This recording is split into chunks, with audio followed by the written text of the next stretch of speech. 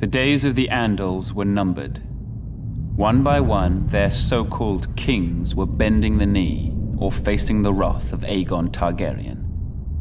Aegon of Old Valyria. Aegon who was blood of the dragon. When Aegon came demanding fealty, King Harren the Black ruled as far east as the Trident. Other kings like the Starks could kneel, but Harren was Ironborn, and the Ironborn must be beaten. In Harrenhal, he had the mightiest castle in Westeros, and the army to defend it. But Aegon did not intend a siege.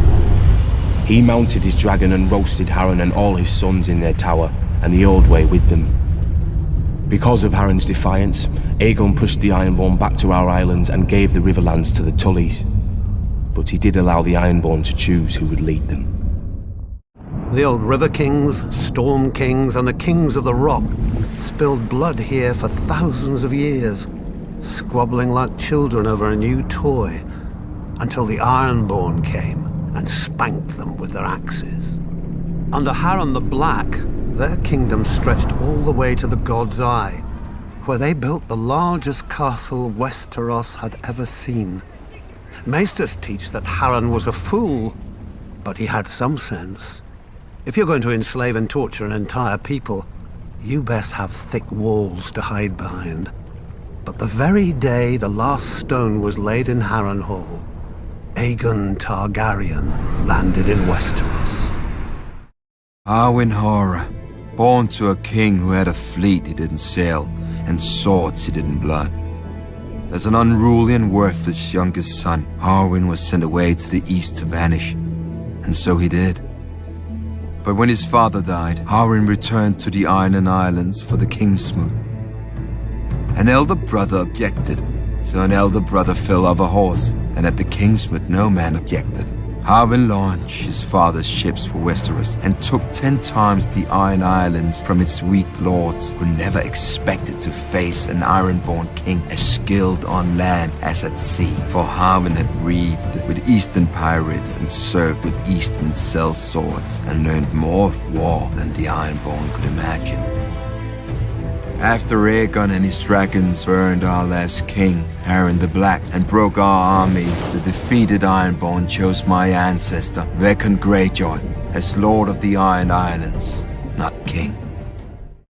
House Baratheon was born in the Wars of Conquest, when Aegon the Dragon invaded Westeros. Aegon sent his commander, Orys Baratheon, to take Storm's End. Argilac the Arrogant, the last of the Storm Kings, foolishly left the safety of his stronghold and met the Baratheon warlord in open battle. Argilac was soundly defeated, and Orys took his lands, his holdings, and his daughter. Orys was said to be a half-brother to Aegon Targaryen. If this were true, a little blood of the dragon mingled with that of the stag in those days. The seat of House Baratheon is Storm's End, a legendary keep raised in the Age of Heroes. It overlooks Shipbreaker's Bay, where legend has it that Durin, the first Storm King, raised the keep with the aid of Bran the Builder of House Stark, forging a centuries-long connection with the Stormlands and the North. After Aegon's conquest of the Seven Kingdoms, the Baratheons remained loyal enough to the crown, while Targaryen kings came and went. But loyalty has its limits. After defeating the Iron Men at Harrenhal and slaying the last of the Storm Kings, Aegon and his sisters, Rhaenys and Visenya, set their sights on other prizes: the gold mines of the Rock and the fertile lands of the Reach. King Loren Lannister of the Rock and King Mern Gardener of the Reach foolishly thought their combined armies could beat back the Targaryen host.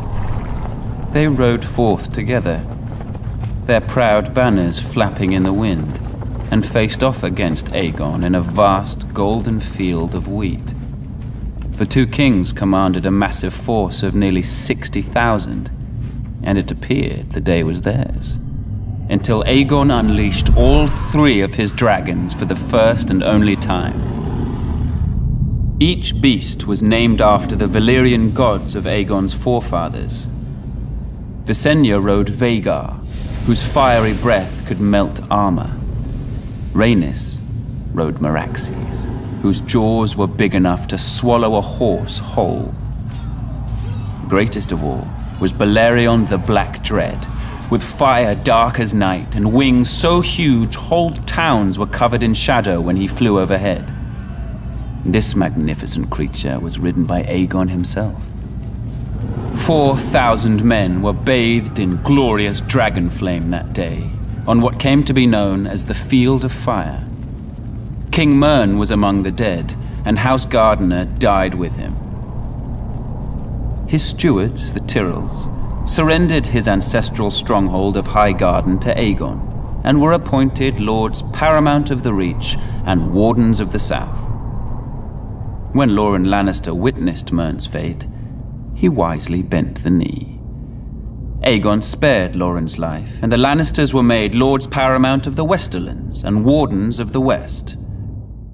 Unlike the Lannisters, Starks, and Arryns, we were never kings in our own right.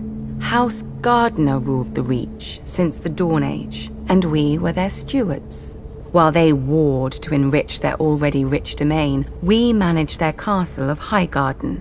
But then Aegon Targaryen landed with his dragons. Nobody knows why the Gardener King took the field against him. Anyone could see that a man who grows flowers should beware a man who grows fire-breathing monsters. But maybe it wasn't wholly his idea. Maybe someone whispered in his ear about all the face he'd lose with the other 6 kings if he stayed home.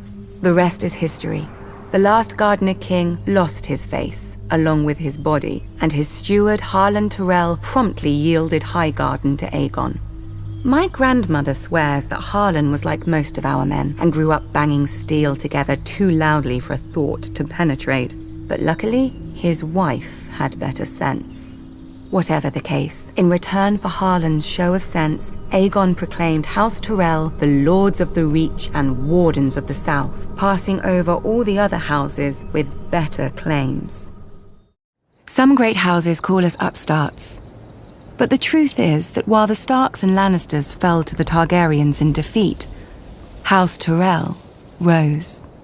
For thousands of years, our family served as loyal stewards to the kings of the Reach, until the last of their line unwisely burned to death, resisting the Targaryen invaders. To save the Reach from a similar fate, we yielded the castle of Highgarden to Aegon and his sisters. In gratitude, the Targaryens gave House Tyrell dominion over the Reach, and we became lords of the castle in which, for generations, we had served. When Aegon the Conqueror was earning his name, House Hightower traded its loyalty to the Gardeners for his confirmation of their rights, welcoming him with open arms and open gates. House Hightower bent the knee to Aegon to spare the city from his dragons. I would think such insinuations and insults beneath even you, Qyburn. And again, mockery of one's betters is the trade of fools. I wouldn't know. The Starks reigned as kings for thousands of years, even withstanding the invasion of the Andals. As the southern kingdoms fell and the children of the forest were driven away, the north stood strong, maintaining its religious customs and its way of life. Eventually, the reign of the Kings of Winter came to an end with the coming of Aegon the Conqueror. After Aegon and his dragons destroyed the combined armies of the Reach and the Rock at the Field of Fire, King Torrhen Stark bent the knee and swore fealty to the Targaryen dynasty in order to spare the destruction of Winterfell and his people. He was forever after known as the King Who Knelt. As a reward for his submission, Aegon named Torrhen Lord of Winterfell and Warden of the North. Aegon the Conqueror arrived in Westeros. House Arryn bent the knee to Aegon and his dragons, and were allowed to maintain the control of the region as Lords Paramount of the Vale and Wardens of the East.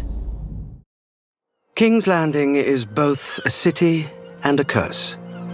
Aegon the Conqueror was the first king to land there. His first conquest, a tiny village at the mouth of the Blackwater River where he raised a wooden fort. When it became clear that Aegon would earn his title, people flocked to the fort and renamed it King's Landing in his honor. The ploy succeeded, and Aegon chose King's Landing for his capital over older and more beautiful cities like Old Town and anywhere else. The carrying of royal favor thus became the foundation of the city, and blood its bricks. Eventually, after centuries of courtship, House Martell got into bed with the Targaryens. We took King Daeron II and his sister for our own before they could take each other, and 6 kingdoms became 7. Even now, I do not blame my ancestors. One look at those long, silver locks. It is not every day a man gets to ride a dragon. Aegon's conquest was assured. In a short time, the so-called 7 kingdoms were melted down in the heat of the dragon's flame and transformed into a single realm. Aegon would forever be known as Aegon the Conqueror.